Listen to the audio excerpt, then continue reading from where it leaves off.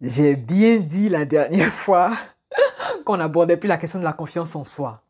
Mais on y revient ponctuellement, on va y revenir juste pour survoler le sujet. La confiance en soi, elle a été conceptualisée dans nos sociétés modernes. C'est tout à fait, voilà, c'est vraiment, ça a été bien orchestré, bien organisé d'ailleurs. Grâce à cette conceptualisation, c'est ce qui va permettre, par exemple, euh, c'est ce qui va me permettre, par exemple, de te partager l'expérience, de te partager les étapes à suivre pour développer ta confiance en toi. Mais chaque jour, tu te lèves, chaque jour, tu respires, chaque jour, tu te nourris. Là où tu veux porter l'attention, là où tu veux vraiment agir, c'est ce que tu mets dans ton esprit. Parce que la confiance en soi, en tant que telle, elle est factuelle. C'est-à-dire, la confiance en soi, elle est liée à des faits. C'est ce que tu vas faire qui va, voilà, matérialiser, qui va concrétiser et qui va soutenir ta capacité à avoir confiance en toi. Et donc, des actions que tu poses chaque jour, à partir des actions que tu poses chaque jour, naturellement, tu vas développer, tu vas accroître cette confiance en soi. J'interviens ici voilà, pour partager sur le fait de la confiance parce que, naturellement, comme la confiance en soi peut être souvent affectée, naturellement parce qu'il y a des actions que tu es censé poser, il y a des choses que tu es censé faire que tu ne fais pas. Est-ce que tu sais ça? Voilà. Il y a des choses pour ton projet que tu es amené à faire, que tu es censé faire, que tu ne fais pas.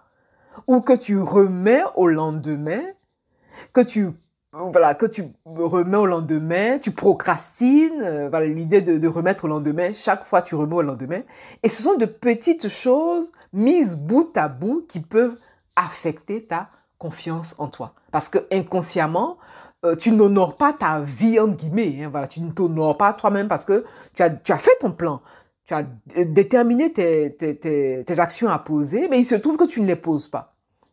Et donc, la véritable question, c'est de te demander, est-ce que ce que tu as marqué dans ton plan, dans ton planning, dans ton planeur, est-ce que ce que tu as relevé, est-ce que ça te fait vibrer en fait?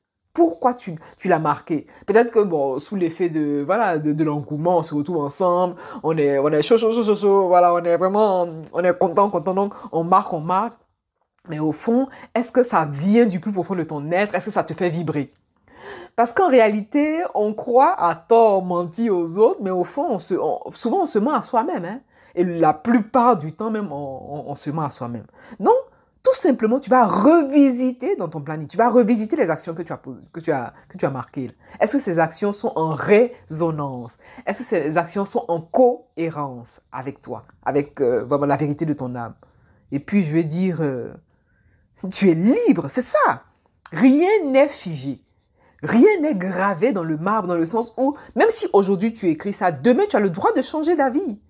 Tu vois, tu as le droit de dire, ah ben non, j'ai commencé par ça, mais finalement, ça ne me fait pas tant vibrer que ça. Tu as le droit de tout modifier.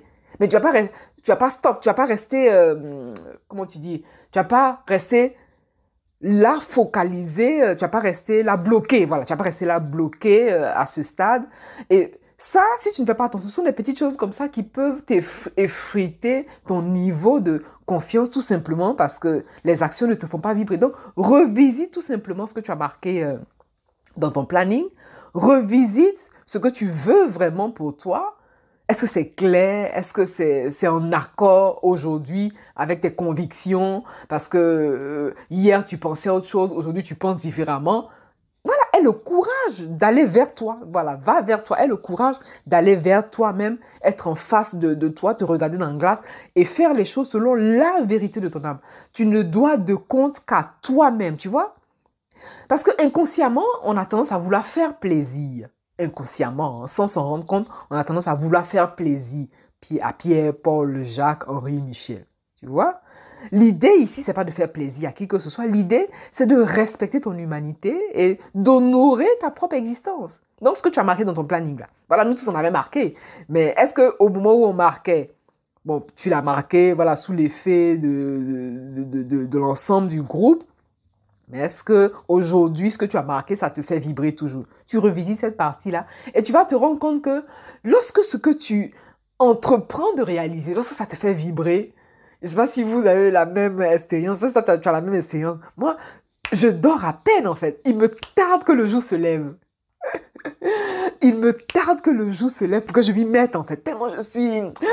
Tellement je trempe de joie. Comme on dit, je trempe comme un photo dans l'huile. Je trempe de joie, tu vois. Tellement je suis contente, je suis heureuse de m'y mettre, tu vois.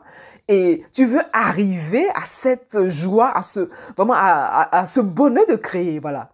Parce que ton projet, c'est une création. Tu crées quelque chose. Et tu veux arriver vraiment à cette joie de créer qui te met dans une ambiance, dans une joie pas possible, où tu te sens vraiment infatigable. Plus tu fais, plus ton âme est nourrie, plus tu fais, plus ton âme est restaurée, et plus tu continues de plus belle, quoi. Donc, revois ce que tu as marqué dans ton planning, revois véritablement dans la partie des goals, dans la partie vraiment des buts, des objectifs. Est-ce que ça te fait toujours vibrer? Sinon, ben, tu changes, tu modifies.